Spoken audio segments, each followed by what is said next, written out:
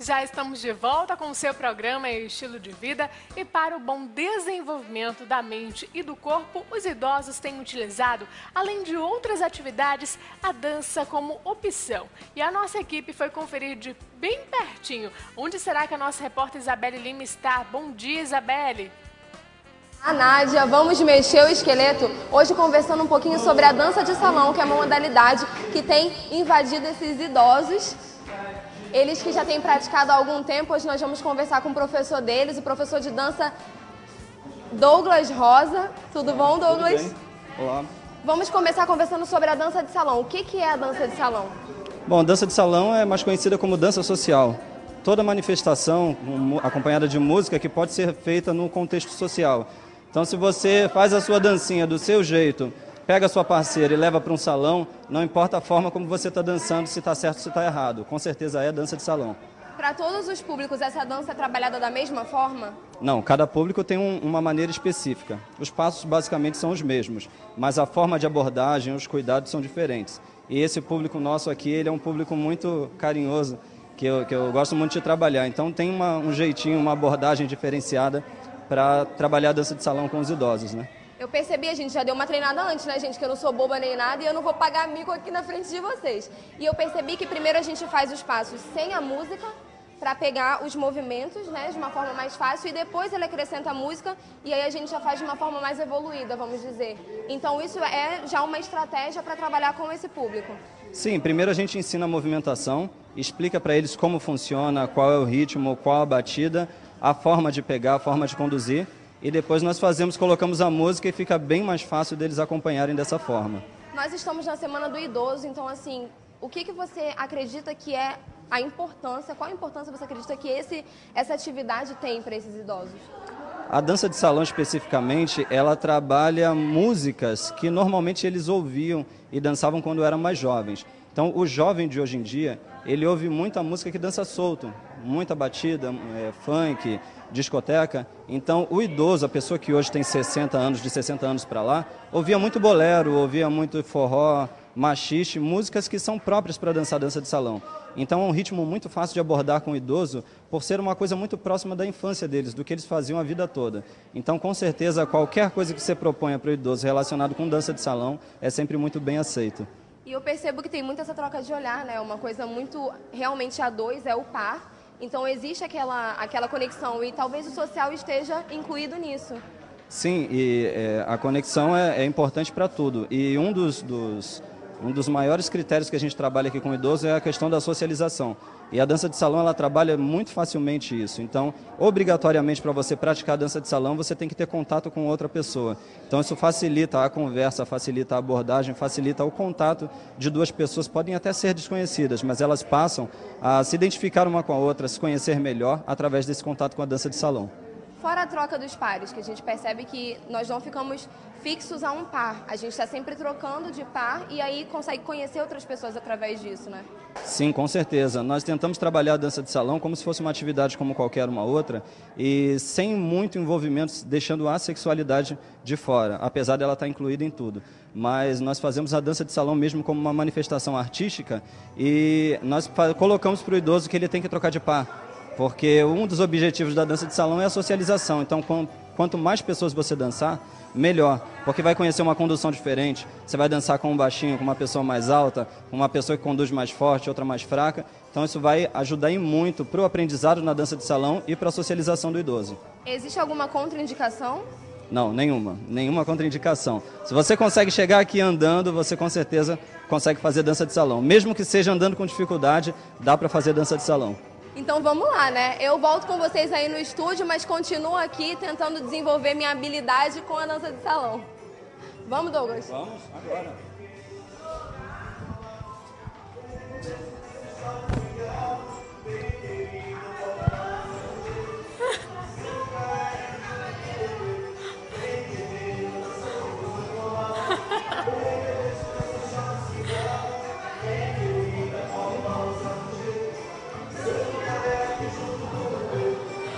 Obrigada, obrigada, Isabelle, pela sua participação. Olha, está de parabéns, viu? Você chega lá e a gente fica rindo aqui, se divertindo com essas participações da Isabelle. Afinal de contas, a gente coloca ela no fogo, né? Algumas habilidades que ela não sabe, a gente tira ela da redoma de vidro e coloca também para fazer atividade física. Muito bacana. Até a próxima, Isabelle.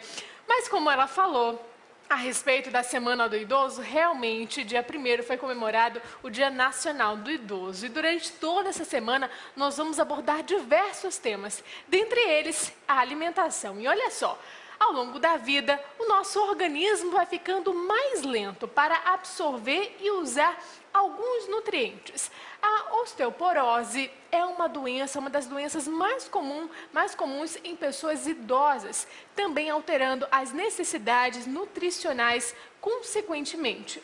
O idoso pode precisar de quantidades extras dos seguintes nutrientes: cálcio, fibras, potássio, vitaminas em geral.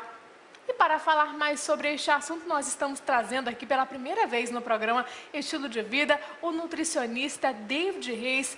Doutor, seja bem-vindo, bom dia. Lembrando que ele faz parte dessa gama de profissionais que estão acompanhando esses idosos na Universidade Aberta da Terceira Idade, UNAT. Bom dia, doutor. Bom dia. Seja bem-vindo ao Estilo de Vida. Falando sobre alimentação, a gente não poderia esquecer esse público que, como eu falei, dá muitas risadas pra gente, né? Tem experiência, muitas histórias para contar. É verdade, é um público muito dinâmico, né? E é um prazer sempre trabalhar com eles, né? Porque proporciona um aprendizado muito rico pra gente. Agora você está cerca de 1 ano e um pouquinho, alguns meses na Universidade Aberta, já acompanhando de perto esses idosos. E aí eu até perguntei do David, que era uma dúvida, eu acho que é a sua dúvida também, mas esses idosos se alimentam lá, fazem refeição? Eles não, eles recebem todo um amparo psicológico, alimentar, envolvido com os profissionais de lá, né, David? Justamente. Então, eles participam das nossas oficinas, oficinas livres mesmo, cursos, minicursos, e aí eles têm o acompanhamento do nosso departamento, que é o Núcleo de Orientação Gerontológica. Então, eles passam por uma avaliação e fazem todo o processo de regularização dentro do nosso setor.